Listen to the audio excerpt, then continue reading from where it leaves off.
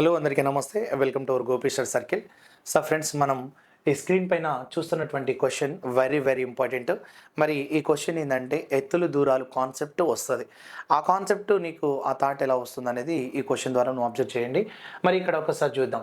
The distance between the tops of two buildings 38 meters and 58 meters high is 52 meters.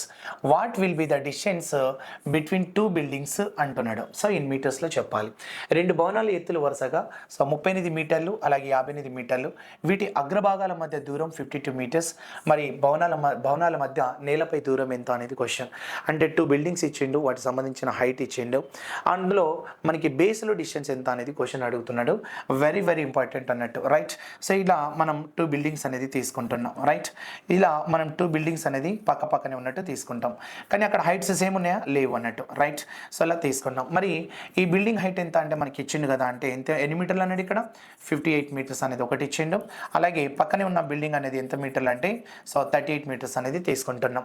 మరి మనకు అడుగుతున్న question, ఇగో base ఉంది కదా, ఇప్పుడు ఇది ఒక బిల్డింగ్ అనుకుంటున్నాం, ఇది ఒక బిల్డింగ్. మరి బేస్లో ఉంది కదా, ఈ బేస్లో డిస్టెన్స్ ఎంత అనేది క్వశ్చన్ అడుగుతున్నాడు, ఓకేనా.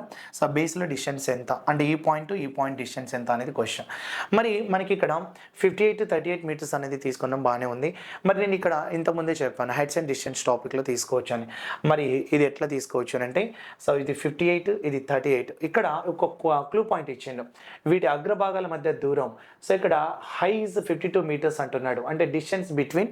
సో ఇక్కడ ఈ ఎత్తులు ఏదైతే ఉన్నాయో ఆ ఎత్తుల మధ్య దూరం ఎంత ఉందంటే 52 మీటర్స్ ఉంది అంటున్నాడు. చూడండి, అగ్రభాగాల మధ్య సో దూరం 52 మీటర్స్. అంటే ఇది టాప్ ప్లేస్ కదా, ఇది టాప్ ప్లేస్ కదా, దీనికి డిస్టెన్స్ ఇచ్చినాడు. సో దీనికి ఏమంటున్నాడు, డిస్టెన్స్ అడుగుతున్నాడు. ఎన్ని మీటర్లు అంటున్నాడు, సో 52 మీటర్స్ అంటున్నాడు. మరి 52 మీటర్స్ అంటే నాకు ఇక్కడ బేస్లో డిస్టెన్స్ అడిగింది కదా, అప్పుడు నువ్వు ఇక్కడ నుండి ఇలా తీసుకోవాలి, రైట్. సో ఈ పాయింట్ తీసుకుంటే మనకి ఇది ఒక స్క్వేర్ అవుతుంది. అంటే మీన్స్ ఇక్కడ మనకి సైడ్స్ అనేది ఈక్వల్ అవుతుంది. ఇక్కడ సైడ్, ఈ సైడ్ అనేది మనకి ఈక్వల్ మెజర్మెంట్ అవుతుంది. అప్పుడు నాకు ఈ డిస్టెన్స్ వచ్చింది అనుకోండి, ఆటోమేటిక్గా ఈ డిస్టెన్స్ తీసుకున్నట్టు అవుతుంది. మరి ఈ డిస్టెన్స్ రావాలంటే నాకు ఇక్కడ ఒక రైట్ ట్రయాంగిల్ ఏర్పడింది. చూడండి, రైట్ ట్రయాంగిల్. సో ఇది అయితే, ఇది బి అయితే, ఇది సి, రైట్ ట్రయాంగిల్ ఏర్పడింది. మరి ఇది 58 అనేది టోటల్ అన్నట్టు. సో టోటల్ 58 అయింది అంటున్నాడు కదా. మరి టోటల్ 58 అయితే మనకి ఇక్కడ మరి ఈ పార్ట్ 38 అనేది ఈ పార్ట్ కదా. సో ఈ 38, ఈ లెంత్ ఎంత ఉంటుందో ఈ లెంత్ అంటే ఉంటుంది, ఈ లెంత్ సేమ్ కాబట్టి మరి 58లో 38 రిమూవ్ చేస్తే నాకు ఇక్కడ ఎంత ఉంటుందంటే సో 20 మీటర్స్ ఉంటుంది. అప్పుడు మనం రైట్ యాంగిల్లో అప్పుడు మనం ఈ బేస్ కదా, ఇప్పుడు ఈ బేస్ నాకు కావాలి, ఈ బేస్ వస్తే ఈ ఆటోమేటిక్ ఈ డిస్టెన్స్ ఆన్సర్ వచ్చినట్టు. మరి 20 మీటర్స్ 52 మీటర్స్. ఇదేమో హైపోటెనస్, కర్ణం. సో కర్ణం హైపోటెనస్ వాల్యూ అంటాం. ఇదేమో దీన్ని మనం హైట్గా తీసుకున్నాం, ఏది రైట్ యాంగిల్ని, ఇదేమో మనం బేస్గా తీసుకుంటాం.